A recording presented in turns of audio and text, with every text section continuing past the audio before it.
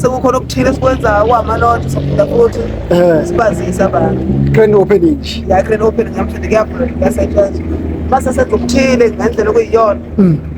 So babiza futhi abantu njengenjwalo bayazi abahlezi bera ikhiphi. Yeah. Cha futhi cha na umbuzo. Amandla amangaka aqhamuka la amandla amangaka mfowethu. Nakho nje manje kade ikhishi nje nala laphana. Manje usuvula umnyovu sneaker wash. Umnyovu sneaker wash ngishukhela. Mfowethu uyini umqondo angaka aqhamuka la mandla mfowethu.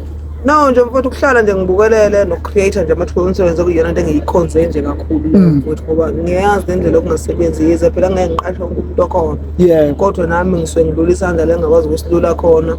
Kube khona abantu abathile abasizakalayo nami futhi ngisizakale. So nje mfowethu yona into engiyithanda kakhulu leyo. Investor nje ngiyakuthanda kakhulu ngayibeka kanjalo. Yeah. Mnyomvu mfowethu mina ngisafuna ukubuyela la emumva kwi past yakho mfowethu.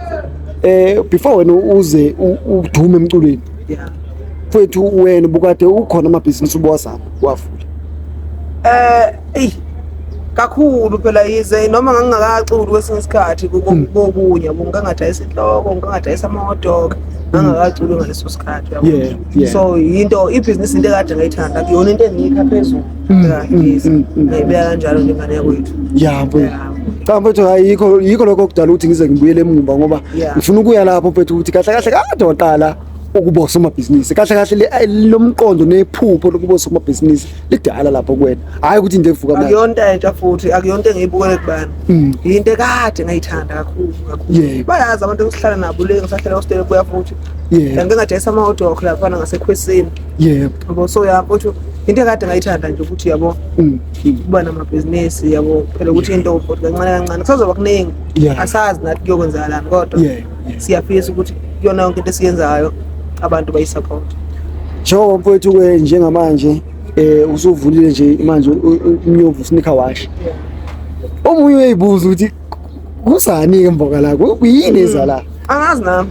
Angazi because ngiyindoda elale phenduka. Into ngicabanga manje. Nawo lento manje ngicabanga ngeni mhlawumbe kwaba umcabango nje ukuthi ishiyazi ngavula into kanje manje ngingacabanga into mina ngilala endleleni angilindi ukuthi kuze kuba ngiyayenza ngaleso sikhathi ngisoze ngicabanga ngaso ngoba ngifuna ukube khona into engiphazamisana mina ngahlala mfowethu ukulinda ngikuthanda ngakho ngisho angilebhayi ayikho into engangayilebhayi uma ngithatha inqumo zokuthenga into ngifuna ukuyithenga manje because umqondo wami udecide manje ufuna ukwenza manje kuyona yonke into futhi hayi ukuthi mhlawumbe into enza amabhizinisi mina ngikwazi mfowethu ukuthi ngathiwa into mangiyithanda kumele manje kulongi kancane ngifuna ukuthi ngiyenze ngibone ukuthi iyasebenza uma ingasebenzi futhi sizame ngenye indlela. Mhlawumbe futhi ungathini kwezinsizwa ezifuna ukungena ebhizinisini yini nje mhlawumbe into ongayinika yona isingwa nje ongezipha sona isibindi nje mfowethu ayikho into edlula isibindi novalo futhi because akufuneki uma ngabe wenza into ube neconfidence uze kweqe because kuzothi mangingasenzi ngale ndlela oyibhekile umuntu ophatheka kabi egcineni kwakho konke futhi wena ngithi so kufuneka ukuthi yonke into oyenzayo noma ngabe yiphi ube nalo uvalo ukuthi kazi kuyohamba kahle ngiyafisa kodwa futhi kuhambe kahle yabo because iconfidence iyabulala kodwa futhi ibalekile ufuna ube nayo kodwa ibe nakho futhi ukusaba ezintweni eziningi so ngasho nje kubafowethu abasahlamba abasazofuna into ethi ukuthi isibindi neconfidence novalo futhi kufanele libe khona.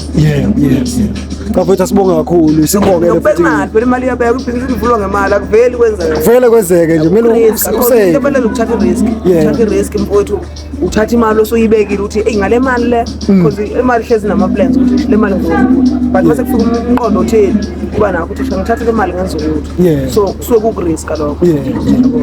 Cha sibonga kakhulu mfowethu ngithuba usiphelo nje sibonga bafowethu.